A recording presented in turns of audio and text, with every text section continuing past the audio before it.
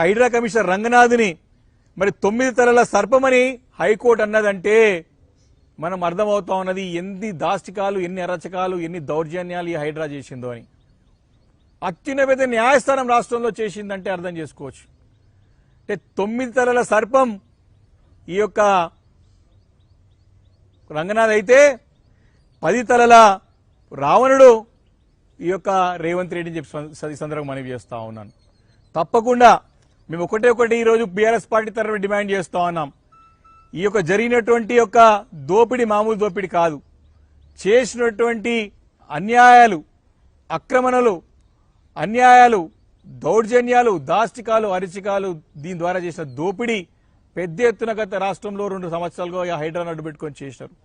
మీ BRS party demand చేస్తా ఉంది, మీ తక్షణం సిట్టింగ్ హైకోర్టు జడ్జితో ముఖ్యమంత్రి గారికి నిజంగా కూడా వారిపైన నమ్మకం ఉంటే ఈరోజు మీకు ఒక వ్యక్తి కావాలనా లేకపోతే తెలంగాణ రాష్ట్రం కావాలనా?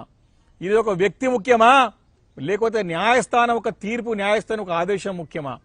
న్యాయస్థానాలను గౌరవించాల్సిన బాధ్యత ముఖ్యమంత్రి గారి పైన ఉన్నది. తక్షణం మీరు సిట్టింగ్ హైకోర్టు జడ్జితోని ఈ గడిచిన 2 సంవత్సరాలుగా ఈ యొక్క హైడ్రా ద్వారా జరిగిన అరాచకాలన్నింటిపైన ఎంక్వైరీ జరగాలని చెప్పేసి కోరుతా ఉన్నాను.